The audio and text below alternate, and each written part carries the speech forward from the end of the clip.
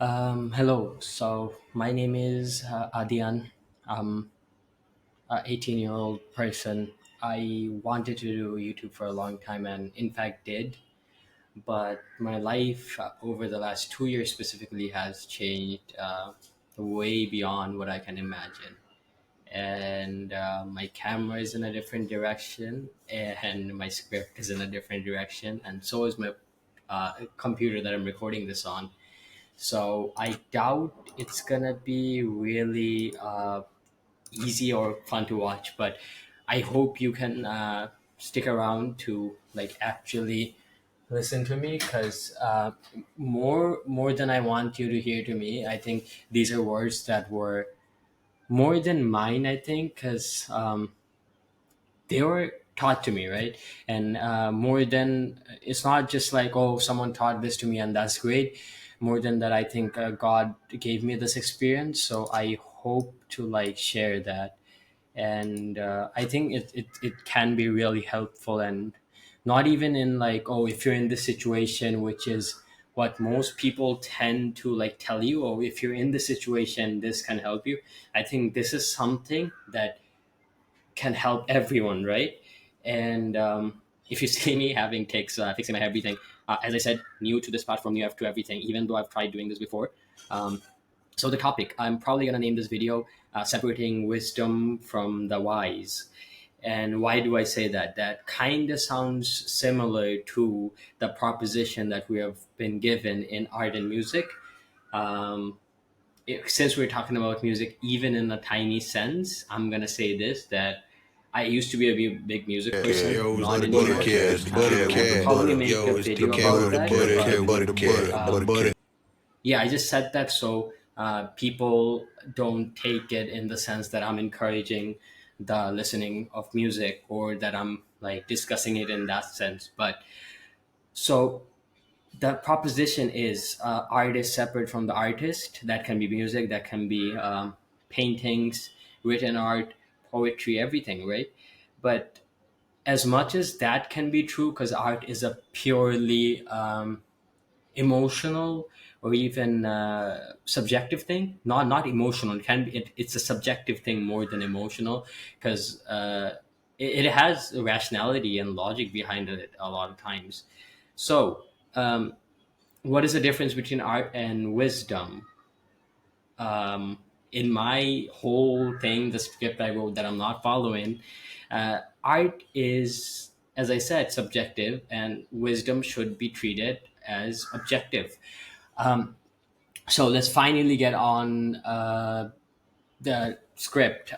So this is kind of what I wrote, and I'm gonna kind of read it out in the way I wrote it because I'm not good at I guess almost like making a script into a video.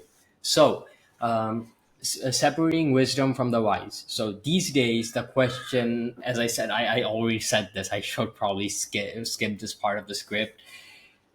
Um, basically, yeah. So where should I start?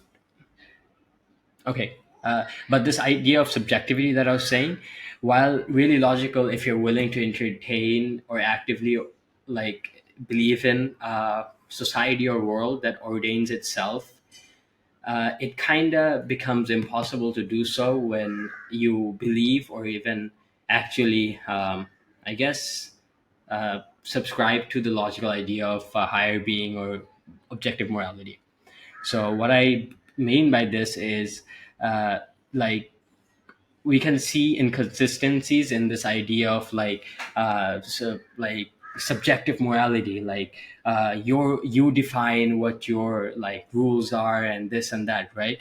um, so let's come down to earth for a second, and if we actually put this into like action in our real life, what we get is that if rules and morals being subjective, any punishment or laws ordaining anything that be a crime, morality, or human rights is oppression or even a contradiction of freedom. What do I mean by that? So pedophilia, rape, murder, stealing, what else, right? Propaganda, false news, lying, all this. In a general sense, if you're not a psychopath, is considered a bad thing. And but if we put this idea of subjective morality into play, why is it a bad thing? Who decided that? Okay, maybe you're the kind of person who's like, okay, no, we can have subjectivity in morality and decision making, but not everything, right? But let me ask you the question: who decided that? I'm not asking this as me. I'm asking that as if I was a believer in that mentality, right? Because if everything's subjective and everyone's opinion is subjective, and there's no objective truth or objective morality, then why shall another person's idea of morality, like don't lie, don't do this, don't do that, is right more than, hey, I'm allowed to kill a person, right? It can seem extreme if you put that to the ends. And I've seen people talk about, oh, you're an atheist, so why not just do this bad thing? I'm not saying it like that.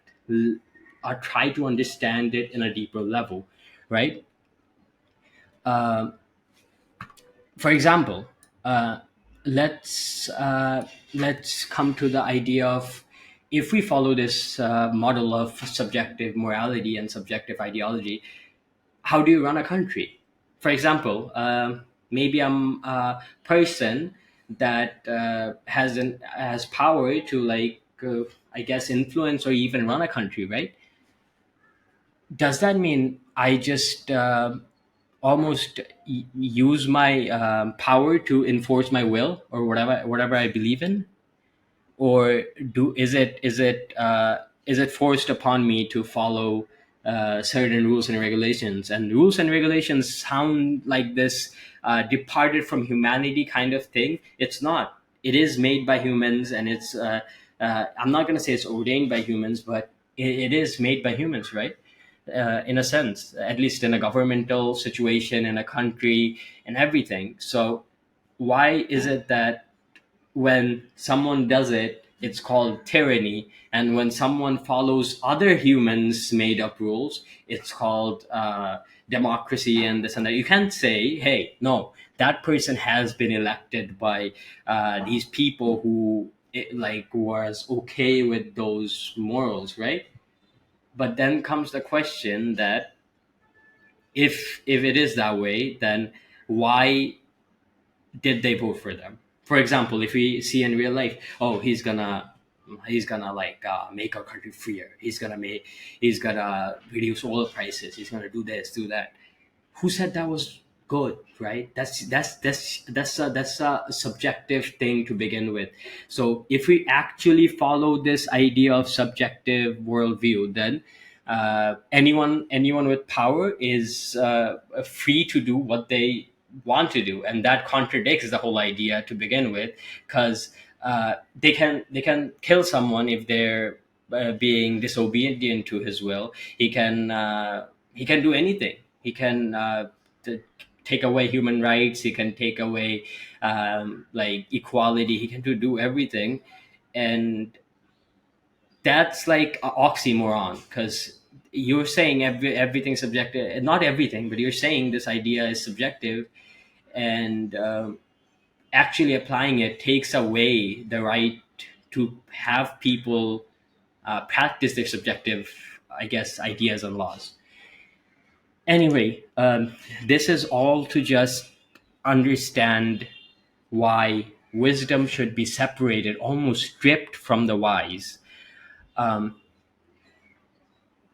let's actually go into it. Yeah, I wrote down a example, like Winston Churchill. Sorry, I'm butchering this. Kind of nervous talking in front of the camera, especially when I'm saying all this stuff. Now, I know it's not gonna sit well with everyone. I also know some people might actually get the wrong idea of what I'm trying to say. So yeah, Winston Churchill once said, like, with all our might and with all the strength that God can give us, right? So this, in a general sense, I'm not trying to go deep into analysis of what he said, is a submission to, like, hey, we can try whatever we want, but if God doesn't like ordain it, it's not gonna happen. And I can hate this man as much as I want, which I don't. I'm not saying I'm agreeing with him, which I'm gonna talk about, but it's just I don't have the right to deny a truth, if even if it's like taught or even like spoken by a liar. And if we put this idea in practice, there is like of objective truth and objective realities. There's no liars, there's only lies, right? A lie only becomes when he says so many lies that even he can see himself saying the truth. It's self-defined, it actually gives you freedom. But anyway, um, anyway, what was I saying? Yeah. um, yeah, it's not just like hating him. I can't mock this truth either. I can be like, oh no, he did all this, he did murder, he did genocide, he doesn't even like believe what he's saying. I can't. He said the truth. So if he's lying about the truth in what he's believing, like hypocrisy, that's between him and God, at least until I can prove it. Proof can be like, oh, he did this. It can't be action.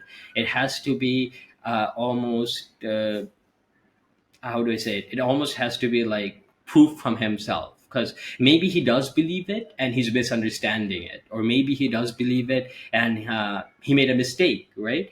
But if he himself says contradictory things, or believes in contradictory things, which he admits, then he's a hypocrite, and that's proof. Anyway, and but by the way, this is all like what is, but what's the actual importance of this, right? By accepting objective truths as truths, we love people without loving their truths or their sins, right? Because hey, I can love everybody in my town. Maybe one's a murderer, one person is a corrupt politician, but I'm loving this them as like, oh, I saw them, they talked to me. I'm not loving their actions, and I'm not saying to take this to extreme where it's like, hey, I love everyone, doesn't matter what you did. Obviously, if you're just like, oh, I love you, but you killed people, that's you do love him, but you're actually not loving the victims, because it goes both ways. I'm not saying this is a thing where it just opens you up to loving everyone. It's a fair, I guess, determiner. It takes you to a leveling ground from which you can decide. You're not biased. And that's one thing really important in Islam and really important in philosophy to begin with. And you can critique people and still be their biggest students. What do I mean by that? I can learn from a person their spirituality, their understanding of the Quran, and they can still have political beliefs that I don't support at all, right? And I'm still his biggest student. I can be, right? Because his that thing is separate from him. His wisdom that I'm actually trying to like, I guess, get to myself, is separate from him, because that wisdom isn't owned by him. He's just repeating universal truth. But as soon as that truth was subjective, like art or music or poetry, these are not bad things, by the way. It's just a difference in nature. I can't really say that it should or can actually be separated. Yeah, you can hide it. Like a pedophile can sing about, oh, love, and nobody can realize it's actually about like a loving to like an underage person. But it is separate. It's not separable, because it's coming from you. It's not reinstating what Allah or God or whatever you tend to put as that ordaining being. Because I talked about this earlier, that there has to be ordaining being, or it's illogical to begin with. If you're still going with that model, then I don't think any of this other half makes sense. But yeah, it lets you love people without loving their ideologies. It lets you be someone's student without still being their biggest critic, right? It opens you up as an individual. And all this came from ideology that people think of as restrictive and people think is limiting. Like, it's dumb. Like, if you think it's limiting, actually put your actual ideology that you're thinking into practice, it won't survive. You won't survive because that whole ideology lends itself to no freedom of speech, no freedom of action, and you can delude yourself with it. You can say your opinion as long as it doesn't contradict that ideology, but it doesn't lend itself to that. And um, freedom of wisdom is a lot more than what I said in this video. When Muslims, I'm not saying all Muslims practice this, but it is in Islam, so I will say Muslims. Muslims, when they think of people like Umar bin Al Khattab, they don't think of a picture. They don't think of a like a man almost. At least the people who are like really studied on him, they think of his actions. They think of when Prophet Muhammad, peace be upon him, said that when I might be wrong, I'm paraphrasing, but I get the gist of it. When he walks on one side of the road, the devils or like shayateen take another road because he's that he's like the devil doesn't even have confidence that they can influence him.